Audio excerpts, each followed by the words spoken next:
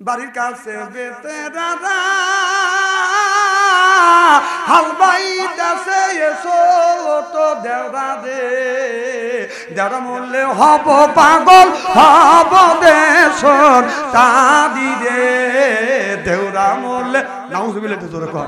হাসান ইবনে সাহেব রাদিয়াল্লাহু তাআলা হইতে হাদিসে বর্ণিত ক্বালা ক্বালা রাসূলুল্লাহ সাল্লাল্লাহু আলাইহি ওয়াসাল্লাম বলেছে ফিল বাতি ওয়া যাররাই ওয়া হিয়া ইল বাসরিয়াতুল জান্নাহ রাওয়াহুল বুখারী। সুবহানাল্লাহ তো জোরে কর। হাদিস শরীফের মধ্যে আছে অন্যায় দেখলে প্রতিবাদ করো, এটা হলো ইমানদারের নৈতিক লক্ষণ। সুবহানাল্লাহ কর। আমার ছোট ছেলে আছে, আমি ওয়াজ করে ঘরে শুয়ে রয়েছি আর ও আর এক রুমে রয়েছে, আমি যে এক রুমে রয়েছি ও তা জানে না, ও মন আনন্দে গান গেতেছে। আমার ছোট আমার বড় ভাইয়ের শালি নাম ছিল তার রানী, 3টা বছর ঘুরাইলো কেন আমারে। আমি চিন্তা করলাম কে রে, ওর সাথে তো মারামারি করা যাবে না, কারণ ছেলে তখন বড় হয়ে গেছে, তাহলে প্রতিবাদ তো আমার করাই লাগবে, কারণ ইমানের একটা দায়িত্ব। আমি ওই রুমের মধ্যে থেকে বললাম আমি ভালো কইরেই যাইনি নাই তোর বড় ভাইয়ের শালি এত বড় মিথ্যা কথা কলি রে বেটা, এত বড় মিথ্যা কথা কলি। আর বেটা নাই নাইতে নাই, 3 দিন বেটা বাদ নাই। ওকে আমি হাত দিয়ে মারি নাই, আতুর দিয়ে পিটছি। কথা কয় না, কথা কয় না, মাল্লিকে মারা হয় না। তুই আমি চাচার কাছে যা বললাম, চাচা এত সুন্দর গান জানে, বাতিজে আরো ভালো গান জানে। ওই বুড়াকে আমি কি কই বললাম, চাচা আমি একখান গান গাই। চাচাকে বাতিজে কও কি তুমি, কারণ কোরআনের মধ্যে আছে আল্লাযিনা লা ইয়াশহাদুনা যুর। সুবহানাল্লাহ জোরে কর। জোর শব্দ তাফসীর করতে গিয়ে তাফসীরকারক বলেছে গান বাজনা দূরের কথা, তার মাহফিলে অংশগ্রহণ করা যাবে না। জোর শব্দ তাফসীর করতে গিয়ে কিছু কিছু তাফসীরকারক বলেছেন মদ পান করা তো দূরের কথা, মদের মাহফিলে অংশগ্রহণ করা যাবে না। জোর শব্দ তাফসীর করতে গিয়ে আব্বাস রাদিয়াল্লাহু তাআলা আনহু বলেছে আপনার মিথ্যা কথা তো বলা দূরের কথা, তার মাহফিলে অংশগ্রহণ করা যাবে না। আব্বাস রাদিয়াল্লাহু তাআলা আনহু বলেছে অশ্লীল গান বাজনা গাওয়া যাবে না। আমি চিন্তা করলাম চাচা এত খারাপ গান গাইতেছে, চাচা আমি একখান গান গাই। আমার কও কি বাবু, তুমি হুজুর মানুষ, তুমি গান গাও। মানে আমার উদ্দেশ্য হলো চাচাকে বুঝ দাও, আমার কথা কি বুঝতেছে, চাচার সাথে ডাইরেক্ট অ্যাকশন করা যাবে। তাই বললাম চাচা বয়স কত, 80-85 বছর বয়স। চাচা আপনার 80-85 বছর বয়সে যদি আপনার ফয়েজ জাগে, আমি তো একজন ইয়ং মেয়ে। চাচা যুক্তিতে ঠেকাইলেন, চাচা আমার মুখের দিকে তাকা, তখন আজ থেকে 20-25 বছর আগে, কথা বুঝতেছেন না, তখন তো একবারে কম মনে করেন না।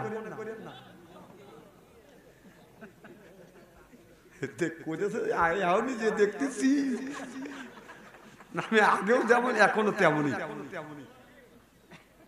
গায়ে দিছি, যদি খুলি আমার চেহারা দেখলে আপনার বসতে কাটবেন। আমি বললাম চাচা তাহলে আমি একখান গান গাই। ঠিক আছে বাবা গাও। তোমায় গাওয়ার পরে করলে আমি কিন্তু আবার পাল্টা একটা জবাব দেবো।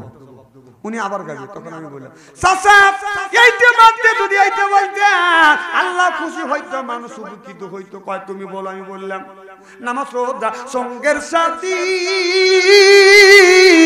এই হইবে গোরের বাতি রে, আখিরাতে পাবি মুক্তি কোরআনে প্রমাণ রে, আখিরাতে পাবি মুক্তি কোরআনে প্রমাণ রে। বলুন আখিরাতে কোরআনে প্রমাণ রে। আমার কথা শুনিয়া চাচা চোখের পানি ফেলে দিয়ে কান্দে। আমি বললাম চাচা কেন কান্দো? চাচা বলে বাতিজা জীবন ভরা লাইলি মজনুন চিরি বরাদের প্রেমের গান গাইছি বেটা, কেউ কোনদিন এত সুন্দর করে বুঝ দেয় নাই। ও বাবা আজকে তুমি সুন্দর করে বুঝ দিলে, আমার অন্তর চোখ খুলে গেল। কোরআন দিয়ে হাদিস দিয়ে নামাজ দিয়ে বুঝ দিলে অন্তর চোখ খুলে গেল। বাবা আজকে থেকে তওবা করলাম, আল্লাহ হায়াত জিন্দেগীর জীবনে যতদিন বাঁচিয়ে রাখবে একদিন এক ওয়াক্ত নামাজ কাজা করব না, আল্লাহর ঘর মসজিদ ছাড়ব না। চিল্লাইয়া কর মারহাবা, নারে তাকবীর। খুব খারাপ লাগতেছে নাকি? এইভাবে যদি ঘন্টা দেড়েক আলোচনা করি শোনার জন্য রাজি আছেন তো? হাত তুলে দেখান তো দেখে রাগ করবেন কারা কারা? না না বুঝেছি আপনাদের মন মানসিকতা খুব ভালো আছে। যারা হাত তুলছেন হুজুর তুলছে তাই মোহাব্বতে তুলছে, আর যারা তোলেন নাই বুঝে তোলেন, অতএব দুই দলই ঠিক আছে। চাওয়ার মতো চাইতে হয়, চাইলে আল্লাহ তারে দেয়। ডাকার মতো ডাকতে হয়, ডাকলে ময়লা সারা দেয়। মারাবার তো তোর বলুন, চাওয়ার মতো চাইতে হয়, চাইলে আল্লাহ তারে দেয়। ডাকার মতো ডাকতে হয়, ডাকলে আল্লাহ সারা দেয়। মারহাবা বললেন না? আমার ভাই আমার চার মতো চার যদি যায়, চার মতো যদি চাইতে হয়, আর যদি চার মতো যদি চাইতে পারেন, আল্লাহ বলে বান্দা চাইবে তুমি আর দান করো আমি আল্লাহ। এখন মার কাছে কোন ছেলে, বাবার কাছে কোন ছেলে যাও যদি বলে বাবা আমাকে মোবাইল দাও, বাপ যদি দিবে, ওই ছেলে চিন্তা করে না না তাস মোবাইল ভয় খাও না, আর আমাকে ভয় খাও।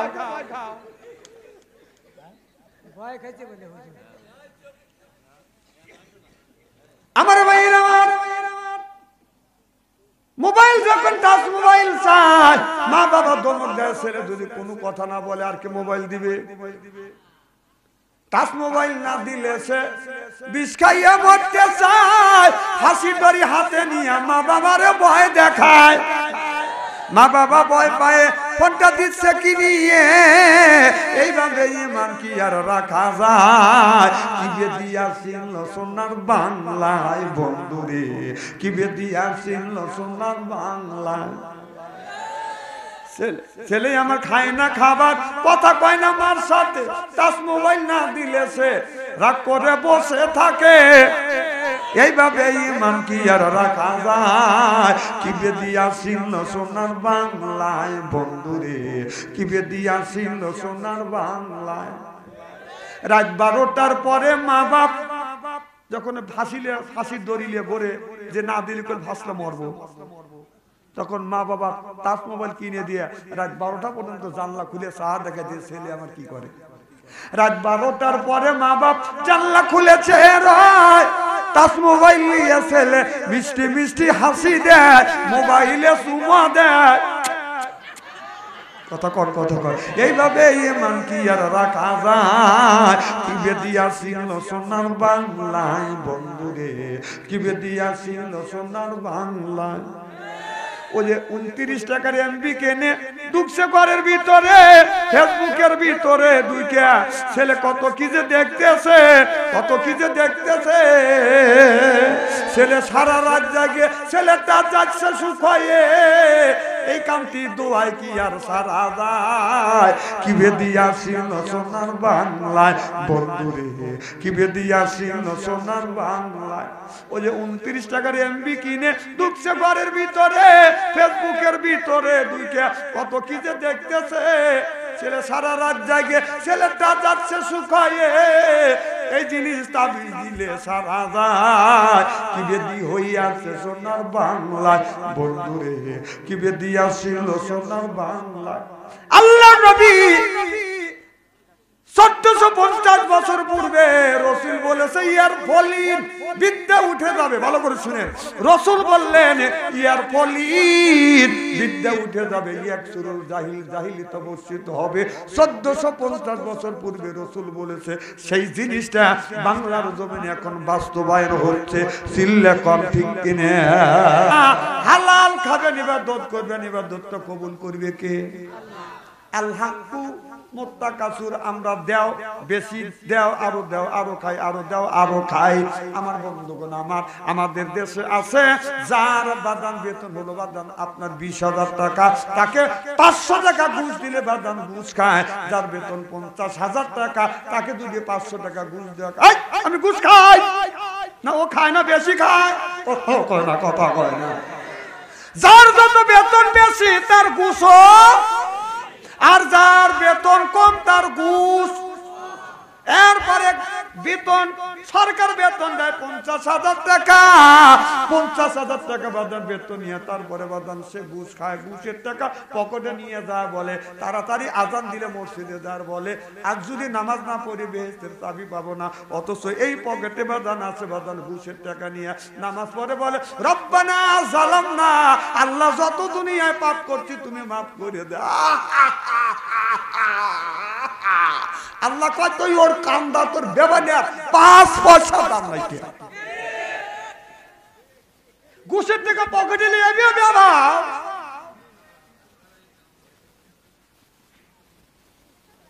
আমাদের এলাকায় একজনের ছেলে পুলিশের চাকরি করে আর একজনের ছেলে প্রাইমারি স্কুলের মাস্টার। প্রাইমারি স্কুলের মাস্টারটা ঘুষ দিবে দেবে কে মরবে লেগে, আর একজনের ছেলে বাদান কোরআনের হাফেজ, 30 পারা কোরআনের হাফেজ আলেম। এই তিনজন চা স্টলে যাইয়া আপনার পুলিশের বাবা চা খায় এরকম করে গল্প করে, ভাই তুমি বানাইছো হুজুর, তোমার ছেলে বানাইছো মাস্টার, আমি বানাইছি পুলিশ। আমার ছেলে এই বছর আমাকে হজ করা আনছে, আরো 11 লক্ষ টাকা দিয়ে আমি জমি কিনছি, হজ করে আসছি আমি 8.5 লক্ষ টাকা দিয়ে। কথা কি বুঝতেছে? সংসার কি রকম চলে তোমাদের? মাস্টারের বাবা বলতেছে প্রাইমারি স্কুলের টিচার আমার ছেলে, সরকার তো বেতন দেয়, এই তিরিশ সংসার চলে, ওকে তো 5 টাকা বেতন দেয় না, মানে কেউ ঘুষ দিবে জানে। আর হুজুরে পারলে হুজুরে আরো কম দিবে। গোটা বাংলাদেশের মধ্যে এতই অবহেলিত ইমামরা, তাদের বেতন মাত্র 5,000-6,000 টাকা দিয়ে। হুজুর দোয়া করেন ফিলিস্তিনি বোমদানি বন্ধ হয়। ও কি দোয়া করবে? আপনার 80 টাকা 90 টাকা কেজি আলু, চাল হলো 70 টাকা কেজি, 1000 টাকা কেজি কাঁচামরিচ, কি দোয়া করবে? আল্লাহ 5,000 টাকা বেতন দেয়, বাড়িতে তো বোম খালে ফুটোফুটি করে। কথা কন না কে? আরে এই বোমের জন্য দোয়া করবে না, ওই বোমের জন্য দোয়া করবে। এই বাংলাদেশে শান্তি আসবে না, আসতে পারে না। শান্তি আসবে ওই দিন যেদিন আলেম ওলামা মসজিদের ইমামদের বেতন বাড়াবে। মানে একজন বলতেছে আমার ছেলে চাকরি পাচ্ছে 70,000 টাকা বেতন, হুজুর দোয়া করেন। আপনার ছেলে 70,000 টাকা বেতন আর আমার 5,000 টাকা দেন, বেতন দিতে বাড়া দেন। কয় না, আপনার বেতনে বরকত আছে, যে বরকত যদি আছে আমার 5,000 টাকা অর্থাৎ 50,000 টাকা আমাকে দিন।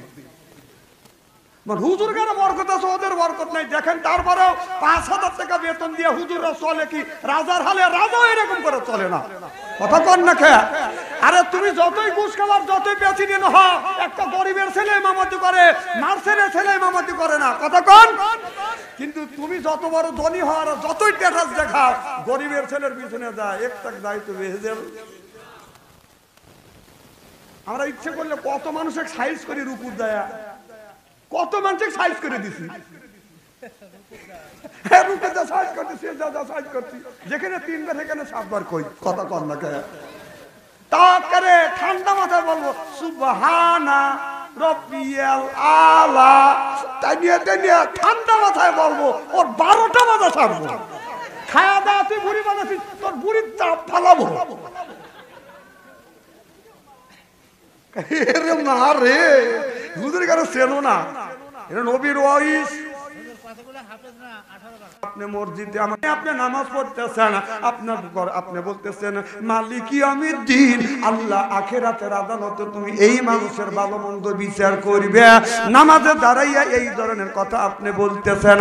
আপনার ঘরের মধ্যে থেকে, বিবির সিডির মধ্যে থেকে, আপনার ছেলের টাচ মোবাইলের মধ্যে থেকে গানের উদ্বোধন বেশি আসছে। রূপেয়া মাহারা গুঞ্জলে, কান গেল তোর গানের তালে, নামাজ গেল তোর রসাতলে। আল্লাহর কোরআন কি যে বলে, একবার তুলে নেলা কোলে। মারহাবা একটু জোরে কর।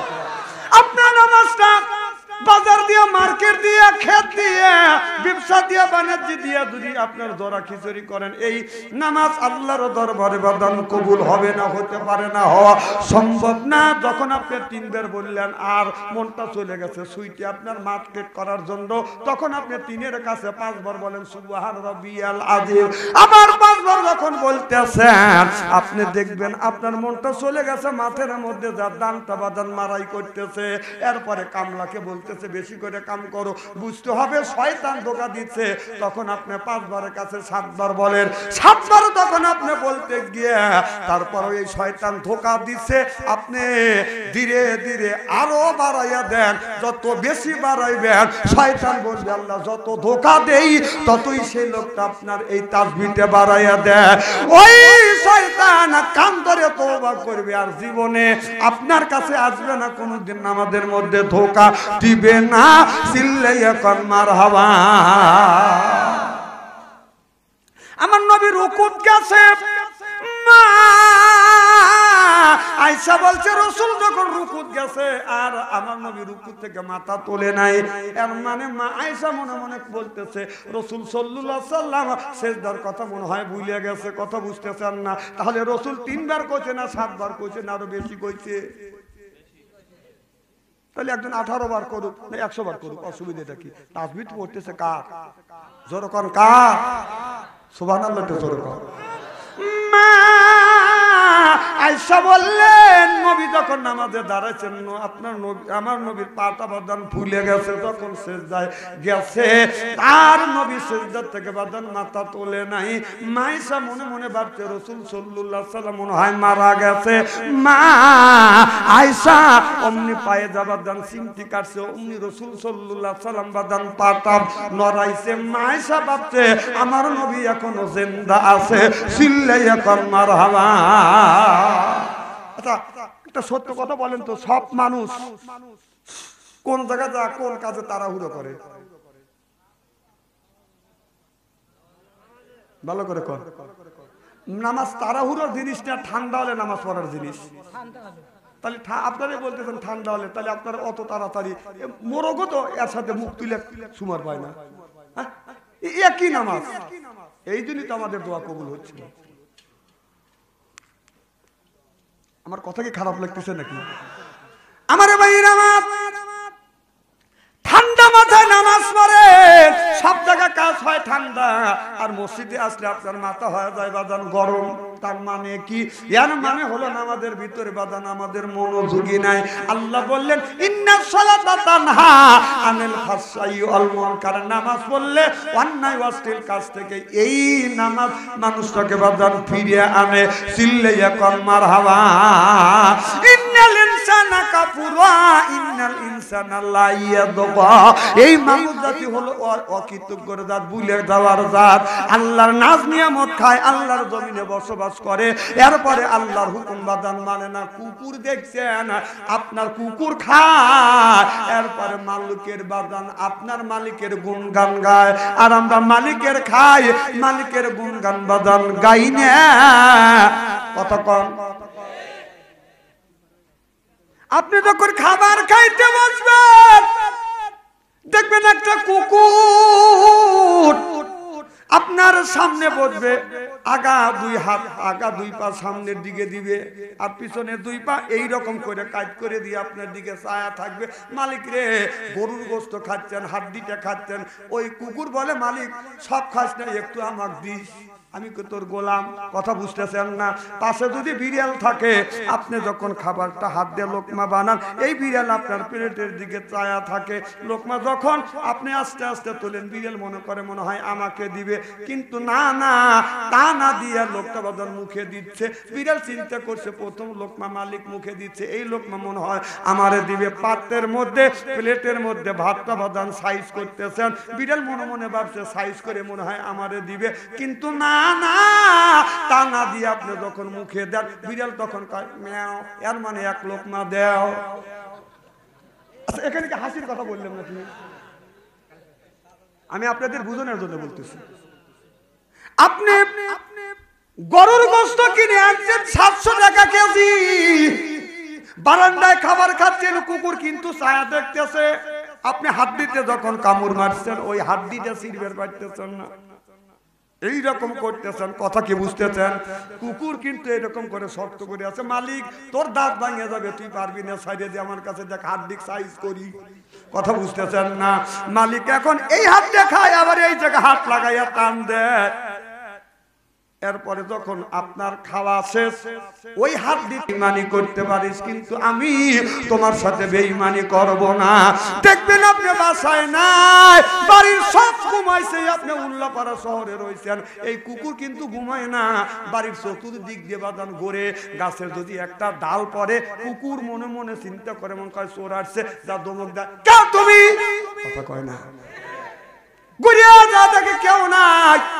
এরপরে রাত যখন 12টা হয়ে গেছে, আপনি উল্লাপাড়া বাজার থেকে আসতে আছেন, কোন শীত, এরপরে বাজান আপনার অন্ধকার, এরপরে কোন কুয়াশা, মাফলার দিয়ে মুখটা বাঁধছেন, চাদর দিয়ে গাটা ঢাকছেন, এরপরে মাছ দিয়ে মুখটা ঢাকা আছে। আপনি যখন বাড়ির মধ্যে প্রবেশ করতেছেন, কুকুর প্রতিসংলে একে চোর নাকি আমার মালিকের কি ক্ষতি করবে চিন্তা পারতেছে না, অন্ধকারে দেখা যায় না। কুকুরও তখন পরীক্ষা করবার জন্য দমক দেয়, মালিক কয়ে রাখ, কুকুর কয়ে এ না আমার মালিক, তাহলে আমি না মালিককে দমক দিয়েছি, মালিকের সাথে বেয়াদবি করেছি, আমি ভুল করেছি। দেখবেন কুকুর দমক দেওয়ার পরে আপনি যখন বলেন এ রাখ, আমার খাস, আমার পরিসর, আমার করব, কথা বুঝতেছেন না?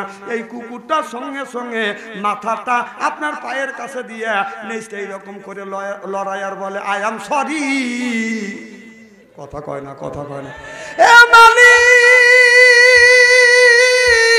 অন্ধকার রাত, ঘন কুয়াশা, মাফলার চাদর দিয়ে আপনার মুখ আর চাদর দিয়ে আপনার শরীরটা ঢাকা, আমি আপনাকে চিনতে পারি নাই, ভোগ করে দমক দিয়ে আমার বেয়াদবি হয়ে গেছে, মালিক রে মাফ করে দে। কুকুর হয়ে মালিকের কাছে ভুল করে ক্ষমা চায়, মাফ চায়। আমরা আল্লাহর কাছে ভুল করি, তওবা করি না, চিল্লাইয়া কোন ঠিক কিনা?